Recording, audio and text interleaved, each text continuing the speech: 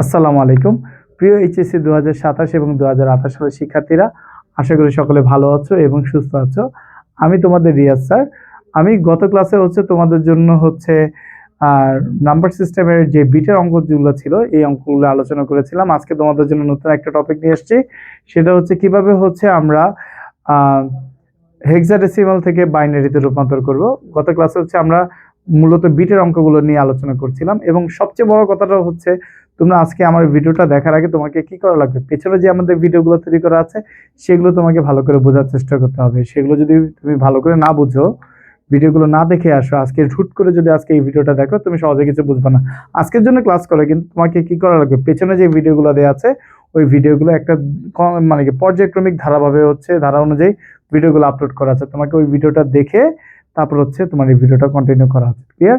So শুরু করা যাক। আমরা আলোচনা করেছিলাম রুলস 3। আমরা একটু দেখো, আমরা প্রথম অবস্থায় রুলস 1 নিয়ে আলোচনা করেছি, রুলস 2 নিয়ে আলোচনা করেছিলাম, এই নিয়ে আমাদের ভিডিও তৈরি করা আছে। রুলস 3 এর মধ্যে আবার অনেকাংশে আমাদের ভিডিও 50% রুলস 3 অংশ শেষ। সো এই ভিডিওগুলো তোমরা একটু দেখে নিবা। আজকে যে অংশটি নিয়ে আলোচনা করবো সেই অংশটা হেক্সাডেসিমাল থেকে কিভাবে আমরা বাইনারিতে কনভার্ট করতে পারি। ক্লিয়ার? সো আমার একটা কোশ্চেনের মধ্যে মান দেওয়া আছে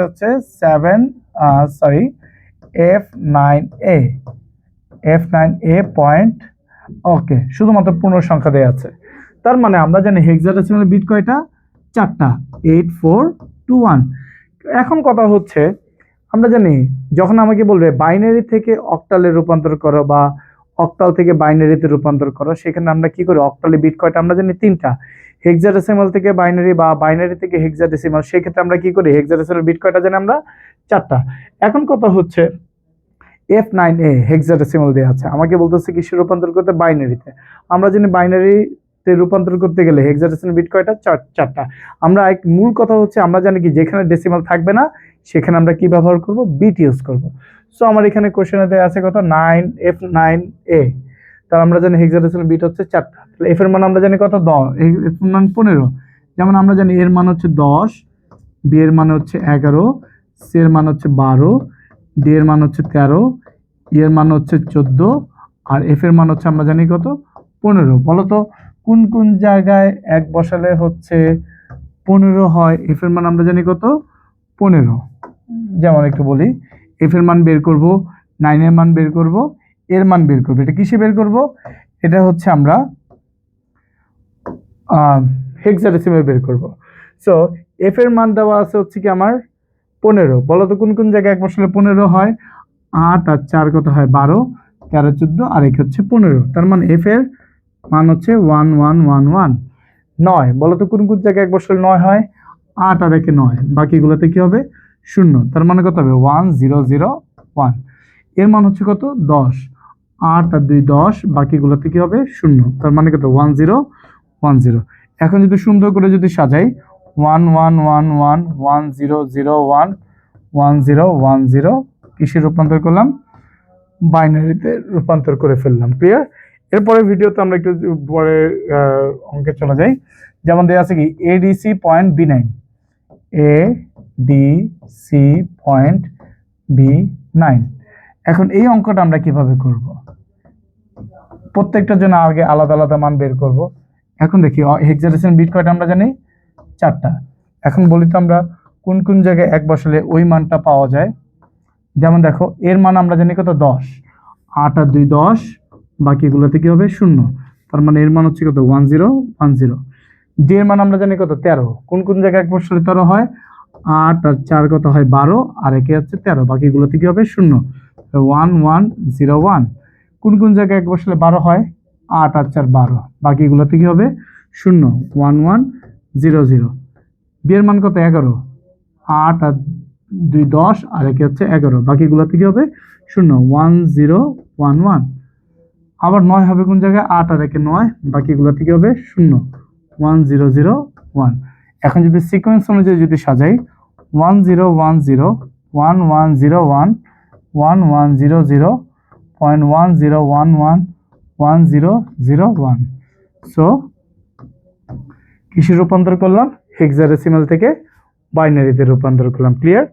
সো এখন দেখো আরেকটা মান দেওয়া আছে হচ্ছে BA বাবা চাচা, তার মানে লিখলাম হচ্ছে BA point CA hexadecimal bit আমরা জানি কয়টা, এটা আমরা মুখে মুখে করে ফেলবো প্র্যাকটিসের জন্য। দেখো তো বি এর মান আমরা জানি কত 11, তাই না?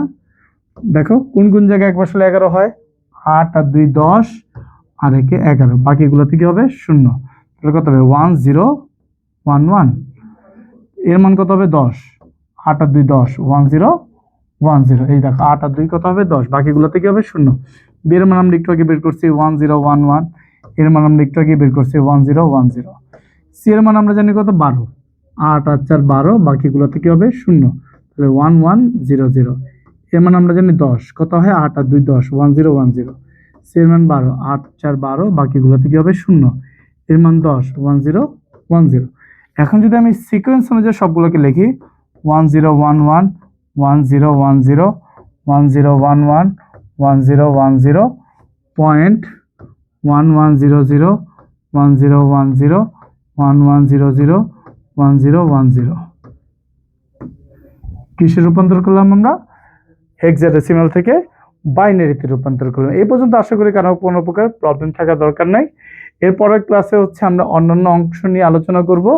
সেটা হচ্ছে কি, আমরা যখন হচ্ছে মনে রাখতে হবে যে একটা জিনিসই যেখানে আমার ডেসিমাল থাকবে না সেখানে আমরা কি ব্যবহার করব, বিট ইউজ করব। অক্টালে যদি রূপান্তর করতে বলে আমরা জানি অক্টাল যদি থাকে তাহলে বুঝবে কি অক্টালে বিট কয়টা 3টা, হেক্সাডেসিমাল বলে মনে রাখবে কি হেক্সাডেসিমাল বিট কয়টা 4টা। যেমন বাইনারি থেকে অক্টাল বা বাইনারি থেকে হেক্সাতে রূপান্তর করলে কি করতে হবে, আমাদেরকে বিটগুলোকে কেটে কেটে আলাদা আলাদা মানগুলোকে যোগ করতে হবে, যোগ না করলে আমি ওই মানটা পাবো না। আর যখন আমাকে বলবে অক্টাল আর হেক্সাডেসিমাল থেকে বাইনারিতে রূপান্তর করো, তার মানে মানগুলোকে বসাতে হবে। যদি আমি বিটে যদি 0 আর 1 না বসাই তাহলে আমি বাইনারি মান পাবো না। ক্লিয়ার? তো আজকের ক্লাসটা এই পর্যন্ত। তুমি এবং তোমার ফ্রেন্ডরা যারা যারা আছে সবার সাথে আমার ভিডিওটাকে শেয়ার করবা, সবার যেন উপকৃত হয় এবং এইচএসসি এবং কলেজের যে পরীক্ষাগুলো আছে সবাই যেন ভালো একটা 90+ নাম্বার যেন নিশ্চিত করতে পারে। ক্লিয়ার? তোমাদের জন্য শুধুমাত্র আমি কম্পিউটার এই আইসিটি বেসিক না, বেসিকের পাশাপাশি তোমাদের জন্য হচ্ছে আমি তোমাদের জন্য এমসিকিউ সিকিউ বলো সবকিছু পর্যায়ক্রমিকভাবে ভিডিওগুলো আপলোড দিব এবং তোমাদের জন্য এই ফ্রি কন্টেন্টগুলো দিচ্ছি। তোমরা যেন এই ভিডিওগুলো দেখে ভালো একটা ফলাফল অর্জন করতে পারো। আমার মূল টার্গেট হচ্ছে তুমি এবং তোমার ফ্রেন্ডরা যারা যারা আছে সবাই যেন 90+ নাম্বার এবং A+ নিশ্চিত করতে পারো। ক্লিয়ার? ধন্যবাদ সবাইকে। আজকের ক্লাসটা এই পর্যন্ত। আসসালামু আলাইকুম।